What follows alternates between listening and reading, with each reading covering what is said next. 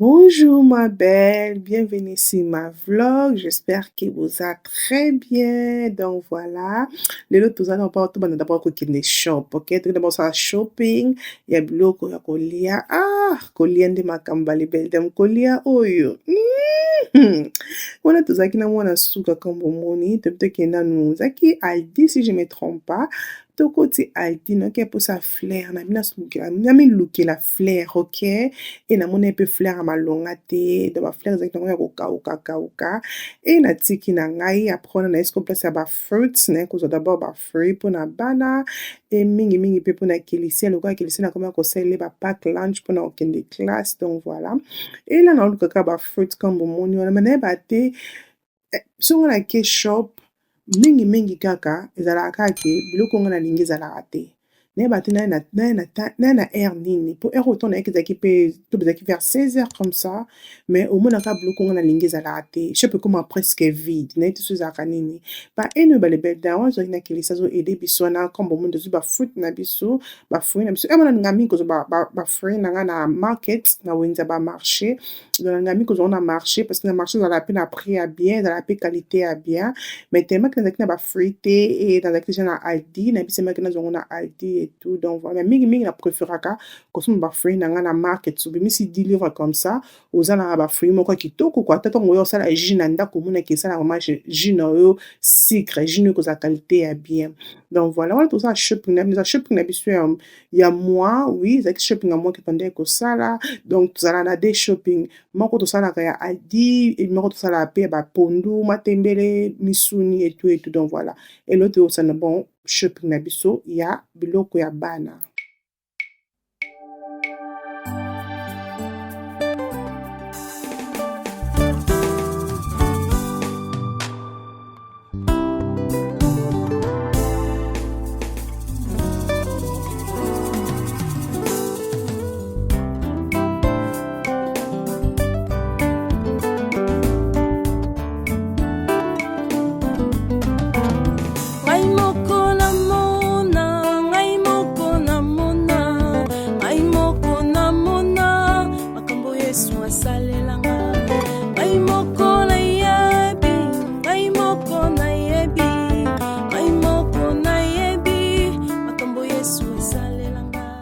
Voilà ma belle, wana tokomi next day nango, wana tolamuki bien par la grâce de Dieu, et namonaki ke nido na ngai esilaki na vase ya nido, donc nalinga mingi so nasombi nido nalinga otika na molangi ya nido te, nalinga mingi kotia na vase na ngai clair pour kina tia koto na tia ba biloko na ngai café, parce que ça la esthétique, eza mingi propre aussi, donc voilà. Et nazalaki pe na café mat na ngai nasalela yango mingi to nasalela café, et na otia yango pe wana na vase wana, donc voilà. Nga vraiment na ndako na ngai tosalela mingi nido, donc namoni kutu nido nasomaka nido ya monene mwana omona na TikTok atitala nido ya monene na 25 livres, et je préfère même osomba yango soka nido oyo esili na osomba oyo 25 livres wana na TikTok, parce que oyo nasomba yango tobaka 14 livres mais eza ya mokie, mais wana ya 25 livres wana nayebiki eza ya monene mpe ekowumela, donc nga na ndako na nga tosalelaka vraiment nido, donc wana naomela café bobiki nga vraiment nalingaka café mingi, nalingi te ntongo na nga ebanda sans café, nga vraiment café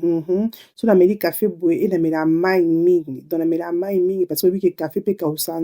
mai na nzoto, donc faut vraiment mela mai mingi, et déjeuner na nga ezalaki comme ça. Donc nasali na ingrédient moko eza ya sika na la rose chaud, nayebi nameka organique graine de chia, donc na français chia seed na anglais, donc ça vient comme ça. Eza publicité te, okosomba graine oyo ya chia nyonso oyo olingi ya compagnie nyonso, mais ezala cerke ezala organique ntango ozosomba yango. Babi graine de chia oyo ezali très bien mpona kolongola ba graisse na libumu na nzoto, ezali très bien mpona kodetox biso mpe libumu na biso, mais recette oyo ezali simple, ezaki oyo nasala bino sikoyo. Soki olamuki nano olia eloko te okoki omela yango avant ke olia eloko, ezolongola ba graisse pe ezopesa énergie ezali vraiment très très bien. Namoni yango tellement ebele ba les belles dames graine de chia oyo na bi pourquoi pas to mekango ngana bino ensemble totala soki ekosala et ngana ekosomba oyo nga ya compagnie oyo ya TikTok comme na bi ka publicité te na somba que na compagnie oyo ya TikTok ezali très bien eza pe organique donc na bi que pourquoi pas to meka recette na bino parce que tellement que na bonne année na Noël na dia ki ba n'importe quoi na sali presque un mois na sala que ces exister et nzoto et comment kinga vraiment kilo et libumunanga pe na se et papa qui met là toi le 13 janvier donc voilà na zone des exercices ça fait presque une semaine que na zone les exercices ba les belles dames et libumunanga na moni que ça va na se nanga awa na moni que vraiment ezala ki vraiment ya ko vimba tellement que na ki ba n'importe quoi ça na côté libumunanga na côté si c'est comme ça donc là na côté c'était libumunanga ezali normal et na lingi vraiment que était oyo libumunanga awa ekota ekoma ngai mokie na lingi vraiment que le keto nanga ekota et libumunanga aussi ekota na été pour na enjoy parce que na yebi que son ami tiki na été na ko sukola te suba flexible la mate parce que libumunanga ko bima ba anyway na flexible taille nanga déjà bobi que ça fait 2 ans banda que na sali opération nanga ba les belles dames mais na so garder toujours libumunanga comme ça bobi que secret nanga ya regarder libumunanga ezali westerners ba les belles dames westerners c'est vraiment important la rose abeta kasete na westerners ba les belles dames na ça ne peut secret aux ko bongisa nzoto ezato malili ezali to malili ezato kipa ba nzoto te era na kimutemo mabeza la kate okay mais er malili elongwaka ndeza er otoma kotala siko bataille pour er na jekete za la esusuté na koloba non que lataka sentir ko batte que non nazo mona eloko te buta décourager te sala kate la mama nanga esalaka sentir esalaka lata sentir na kwa muto za munene na sala les exercices au mona mba moko te ka résister comme ça moni mba moko comme mba moko mukie non muto za munene tanga sala exercice zo ka presque une année pour que mona vraiment que oui na kondi mais so za ko sala te o mitiki comme ça au monde qui nzoto na opelo sala nini ezobeba nga vraiment nzoto na nga ma belle tiki la ngo tenter ata ce qui na lembi ko sala exercice pendant quelques semaines ma belle na ko forcer ko zongela ko sala ngo exercice pour na sur ozonga tirkite OK na ko forcer ko zonga encore ko sala exercice pour na ko bongisa ka nzoto na ngai donc secret ka ya moi c'est ka nzoto les la liste za kitoko ya monde za secret donc nyonso ko lata ba les belles dames et ko simba yo donc voilà comme on dit que ngali bundanga c'est comme ça tay na biso c'est comme ça na ti tracksuit tay na biso c'est comme ça comme bozo mona et na vraiment la pousse qui bundanga vraiment et comme pensa comme ça moi na comme ça na parce que comme ça sans que na kotisa ngo comme ça na kotisa ngo et nangi que na comme ça sans que na kotisa ngo OK donc voilà na bi que pourquoi pas na meka graine ya chia oyo graine ya chia on a moni que ba te belé o ba sala ba sport bo sala lango ba bi que zali très très bien ezaka ateke pour na na wuti circuit eza pour na batu nyonso tout eza très bien vraiment très bien na bino meka on a bino première fois na meka on a bino total ndenge e ko sa so na ko melango parce que il faut ko melango na ba graine nango na meka ta so to ko melango kena kitela no caméra na mai na zo vert hop case ngana bondo benango na pokwa e na meliango na tongo OK na chekaka lutu moko et na mai nanga na mi ko cha mai ici parce que na mela mai bo chaque jour bibi que mai est important dans la nga ko cha mai comme ça dans la frigo na ngomela mai bo chaque jour na mela mai il faut na selisa ba et nous ba les belles dames no cha mai nanga ici donc voilà là on a fini citron. Donc mélango boye avant que okende kolala tango yebi ko lie souté et graine ezo fungwama so botel zaki ya kokauka et na mai graine na biso ezo fungwama nde bomoni wana tango ozo mela mai oyo il faut mélango avec ba graine oyo eza kuto sentir en même pas na leki ya mbesu bongo ka ya kokauka o sentir même pas parce que eza tellement pépélé, ils ont vraiment pépélé dans mon corps. Et ça comme si que ça café, regardez-moi ça les belles dames, et vimbi, ça les vimba, il y a graine vimba. Et nous, les belles dames, bon, c'est qu'à l'inet, n'a raté, pour nous acheter pour la talinette, mais tout d'un commence à passer 5 pour la talinette. Donc là, non, mais cassico, yo, maï na biso, tout à la soque qu'on a la commande. Aujourd'hui, qu'on va qui ça hani, soko bakisahani soko linki za na mwa moi flavor okocha miel sokolingi mais nga za so cha miel te bale benda no melango kabo puna na posa ke nanga ko mekende pas que na konda na so konda te mais na posa ka libum nanga ndikende donc voilà OK 1 2 t'as des peu grain dans fou moi mais combien bello wapi ba grain dans fou moi mais combien belé. Et pourtant, ça quand l'autre mot comme les belles dames. Anyway, non mais là, ok la rose mais comment ça n'a mis sous passe n'attends non comme ça. Eh, ça pensait belle quoi? Eh pardon. Ok toi mec, 1, 2, 3.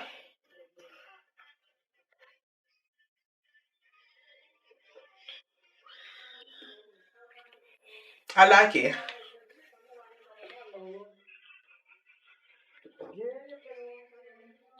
Ne ba tsone ça doit graine nini.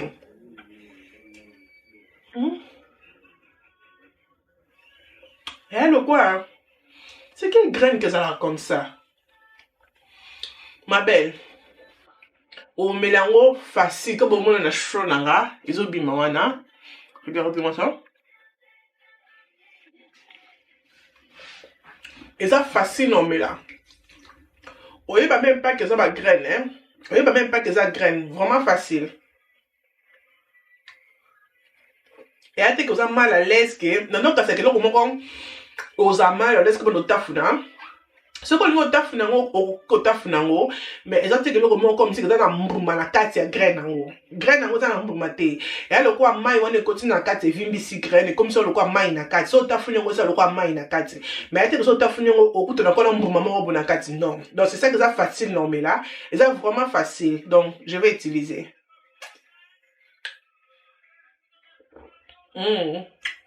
Peine citron ça fait nice. Et ça oui que graine en a citron ça vient bien. C'est qui toko. Ça dit vraiment bien. Ok ma belle, là nazaki na poto changer mesa sala manger parce que mesa nanga nazaki nango ya carré et bebaki, ça fait plus de 5 ans que nazaki nango et nazaki na poto changer mesa moko mais ezala mesa mokie, ezala mesa moko facile pour nanga pour utiliser ba kit nyonso surtout ya sala manger et na préféré ki nazo mesa oyo ya cercle au bozomona. Donc mesa cercle ezanga facile pour utiliser ba kit nanga nyonso 4 ke mesa nazaki nango liboso ezaki mwa pasi mais malheureusement na sepele vraiment na mesa yango te comme namonaki yango trop moke je pense que parce que na mesa naki na oyo ya carré wana mais nakosa bino te na ngai nazongisa yango mais nayaki ogarde même si mske natika ngo na otilobi natala mais nayaki osepela nango parce que eza facile mpona bana koutiliser ça na manger comme ça et là na ntongo tolamuki donc voilà journée mosusu tosengi nzambe merci nasaleli kelisi ya Weetabix na ye comme bozomona azolia ye moko wi naliesa esu kelisi ya te lobakaki asalaki bobebe ye moso aza bien te nge asalaki bobebe wana na oliesa ye mais sunu te ye moko aliaka ye moko natiaki na mesa nasala manger mais aza na mokuse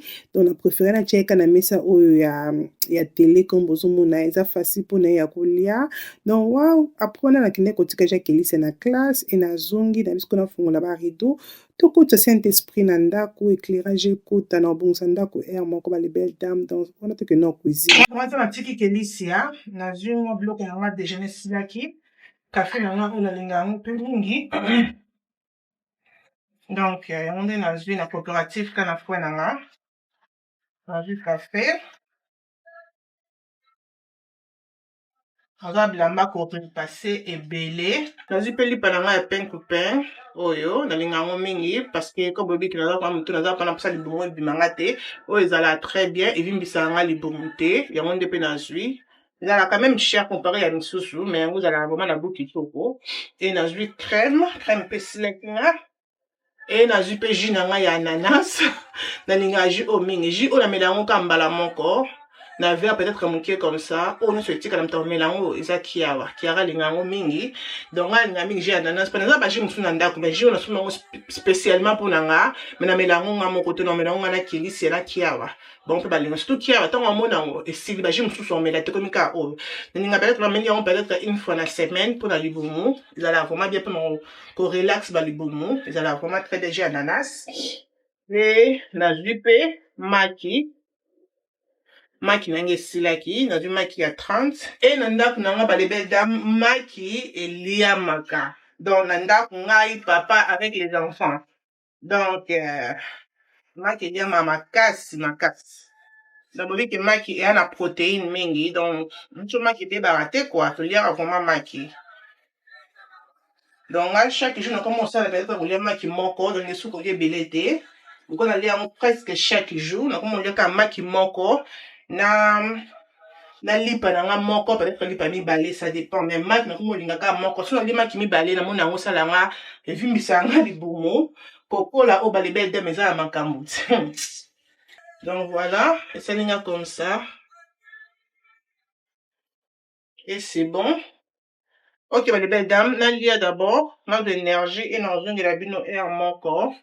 Ok, ma belle, nabiki avant kena sala déjeuner na ngai, na longana basani ezalaki wana, après nde na olukaki na bongo sur cuisine pour nsala déjeuner. Donc voilà, nakoka te kolamba avec komona basani, nakoka te nayebi te soki okokaka, mais nga taso naza fatigue ndenge nini bale belle dame, so namoni kaka ifuna sala mwa déjeuner na nga basani eza wana, nalingaka ifuna longola yango nano après naye kobakisa so basani nga na osalela. Donc voilà, comme boyebi kebala bake classe, natikali nga mona totika kelise na classe, oui, kelise akende ya classe à partir ya 9h30, 14h30, donc nakoma paso nazongi ndako, nakomona ndako ekoma calme bale belle dame.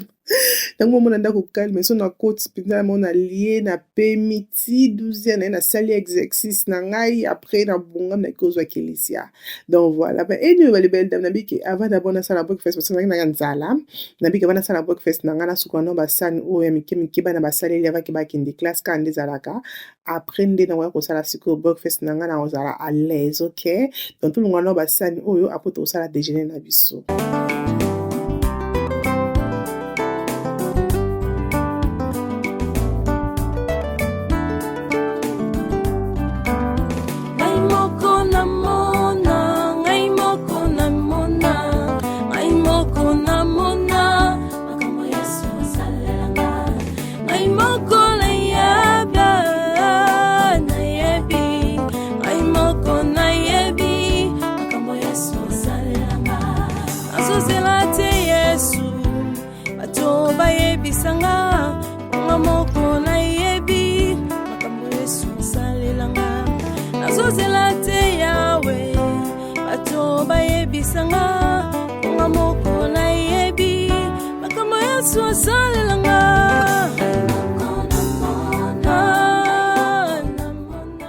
Ok ma belle, après kosala déjeuner na ngai naliaki fatigué bale belle dame, mais nazalaki na choix te comme natindi nazalaki na bilamba korepase et na poko aussi nasokola bilamba, donc funa tandango mpo nga azala mingi nasokola mingi bilamba na nga na butu, natiaka wana butu po bayebisaki nga ke na butu ezwaka courant mokie, ok, et na préféra na butu parce que machine esalaka mpe makelele na butu tolali baporte eza ya kokanga partout, donc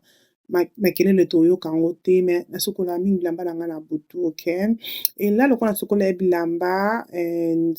il faut natanda bale belle dame na yango nakotinda kiara na nga akoma kaka na 12 ans, nakoma kotinda na nga ta kiawa atandela nga bilamba kelisia olamba fufu kiawa atandela nga Kilian sokola ba salle de bain okotinda nani bale belle dame, nyonso kaka yo moko, donc soki oza organise te okomi sali te. Ben oui de fois ozalaka organise kelo na osala oyo na osala oyo na osala oyo, comme nayebeki kelo nde nalamuki boye na orepasse lobi vraimen ezwaki nga te mpo nazalaki fatigue, mais lelo nabe vraimen ke lelo eza pa mosalaki osokola nakorepasse. Donc nga nakoka te bale belle dame kolatisa bana bilamba oyo eza ke avant ke nalatisa na repasse, na préféra na repasse yango comme ça, et ezanga facile mbala moko na sokolo nalatisi yo, soki eza repasse te bale belle dame nakolatisa yango bongo chiffonné mpo na linga te na bandi osokola mona bale suki repasse pardon mutu pasi eno bale belle dame ko nabeki nasokola ye bilamba na butu, donc naotondana bilamba oyo nasokola ye na butu avant ke naye kobanda sikoyo korepasse. Donc so natandi bilamba na nga comme ça nasilisi nafungolaka fenêtre parce que oyebi totiaka baparfum na bilamba na biso mpona mopepe ekota basolo wana parfum ebima, donc natandaka bilamba na nga wana mpo espace eza mokie. Donc voilà wana nabandi sikoyo korepasse eloko esala nga nalingaka korepasse te, nalingaka korepasse te, mais banda nakoma mama nakoma na choix te ya korepasse, nazala na choix te ou bien na repasse sikoyo ou bien nalatisi bana bilamba chiffonné e na ndenge na miyebeli baleba dame na olinga te ekende nalatisa bana nanga bilamba chiffonné kaka bozwi yango bango olatisi bana na okoka te donc na préférala koma kosala makasi kende repasele kaka bana bilamba me ya nga na ems ekoma rare mpona repase nakosa bino te nga na ems okozala biso bapro tosala peut-être ke avant ke tolata bilamba na biso lokola surtout bachemise ya ems nayebi so jour na repase yango te bachemise ya ems enyokolaki nga avaki abalanga bachemise ya ems tozalaki nga kaka na kilie na ems bachemise wana enyokolaki nga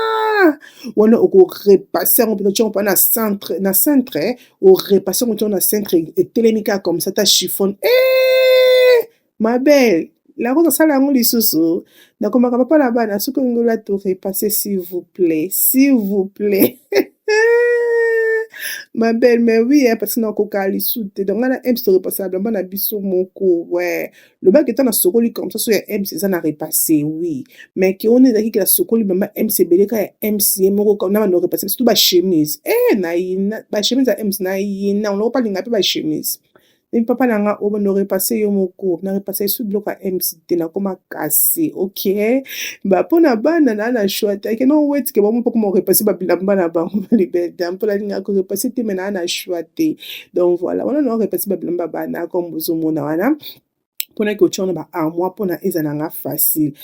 ngai moko namona makambo yesu asalelanga ngai moko nayaga nayebi ngai moko nayebi makambo yesu asalelanga kumamara yawe mbotikanga nayembela nzambe yo olamu namona elongolanga na libulu epesanga ntina na miso ya bato nalobi ye namona olamu yo osalele libota na ngai nzambe yo osalela ngai. Voilà ma belle, donc comme bozomona wana na repase bilamba na ngai e na kosilisa korepase na kobanda siko kokende na armoire koklasa yango eloko etikali ngai mpa na sale aussi ezalaki kolongola bilamba ya mikie na baarmoire donc parce que la kelisi akoli kelisi ya bilamba mingi akomi kolata eza bilamba ya ba 4 ans 5 ans na bamagasin mosusu mpo mona mpe kelisi olatelo mpe 5 ans 6 ans neti bapantalon na tosomele ya bazara ba 6 ans ekoki ye ba 5 ekoki ye na basele nazoli biloko ya ba 6 ans mpe ekoki ye parce que kelisi ezala mwa nzoto donc ezosala sikoyo kefu nalongola bilamba ebele na armoire ya kelisia il faut pas armoire ya kelisia mpana zwa ta nango yango nde fo nasala kozala mama il faut kaka kozala organise parce que sino te ozala na ta yo mo te ya kosala makeup ok komosala te kozala abonné koaime video kopartage ekosala ngai bien makasi j'espère que vlog oyo esepelisi bino ntina te ekomi na ntina bye